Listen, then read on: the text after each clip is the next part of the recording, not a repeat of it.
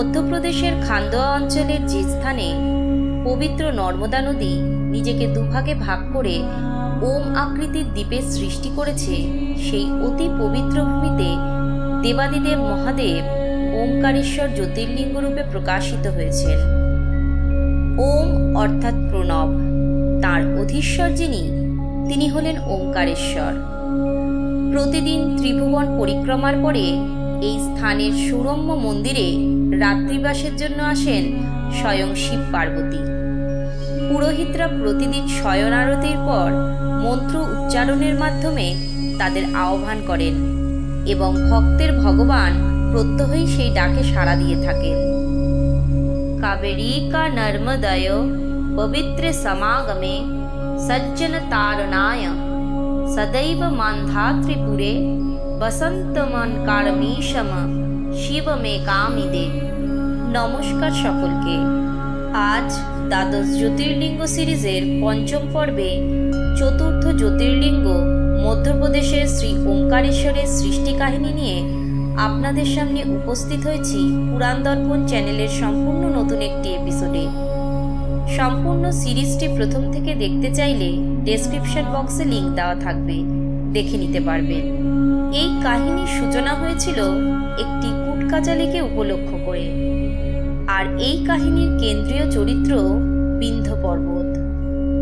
নারদ মুনিকে আমরা সবাই চিনি।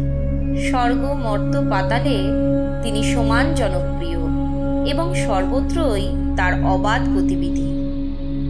একদিকে তিনি সুরসিক এবং সুগায়ক, আবার তার আরও একটি গুণের জন্য তাকে সবাই বেশ সমঝে চলেন। স্বর্গ মর্ত্য পাতালের যে কোনো বিবাদের মূল হেতুই হলেন এই নারদ মুনি। ঠিক সেইভাবেই মেরু এবং বিন্ধ্য পর্বতের মধ্যে তিনি একবার ঘোর বিবাদ সৃষ্টি করলেন। বিন্ধ্যকে গিয়ে তিনি বললেন যে মেরুর উচ্চতা এবং গুরুত্ব দুটোই তার থেকে বেশি। নারদের এই কথায় বিন্ধ্য যার করুণায় ক্ষুব্ধ হলেন এবং দেবাদিদেবের তপস্যা করতে শুরু করলেন। অবশেষে তার তপস্যায় মহাদেব তুষ্ট হলেন এবং তাকে মেরুর অপেক্ষা অধিক উচ্চতা এবং গুরুত্বর বরদান করলেন। বিন্ধ্যর অনুরোধেই সেই স্থানে তিনি ওমকারেশ্বর রূপে প্রতিভাত হলেন। এই পবিত্র স্থানেই ভগবান শ্রীরামের পূর্বপুরুষ রাজা মান্ধাতা এবং তার দুই পুত্র অম্বরীশ এবং মুচকুন্দ শিবের উপাসনা করেছিলেন এবং দেবাদিদেবের দর্শন লাভ করেছিলেন।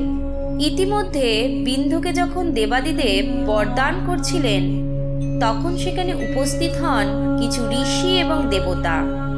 তারা দেবাদিদেবের নিকট প্রার্থনা করেন যে তিনি যেন এই স্থানে একই স্বরূপে দুটি পৃথক জ্যোতির্লিঙ্গে অধিষ্ঠিত হন। দেবাদিদেব তাদের ইচ্ছা পূরণ করেন এবং জ্যোতির্লিঙ্গ তৎক্ষণাৎ দুভাগে বিভক্ত হয়ে যায়। একটিতে ওমকারেশ্বর রূপে প্রতিভাত হন এবং অপরটিতে নর্মদার দক্ষিণ তীরে মমলেশ্বর রূপে অধিষ্ঠিত হন। এই স্থানে এই দুটি জ্যোতির্লিঙ্গকে একই মনে করা হয়।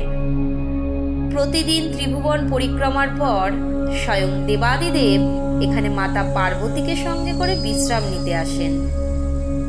অলৌকিক ব্যাপার হলো এই যে প্রতিদিন মন্দির বন্ধ করার সময় পুরোহিতগণ এই মন্দিরের গর্ভগৃহে একটি পাশা সাজিয়ে রাখেন।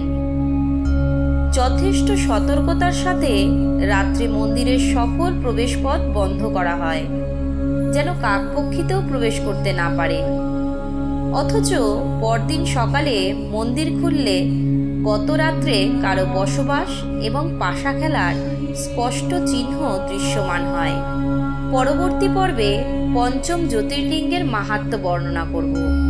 আশা করি আপনাদের ভালো লাগবে।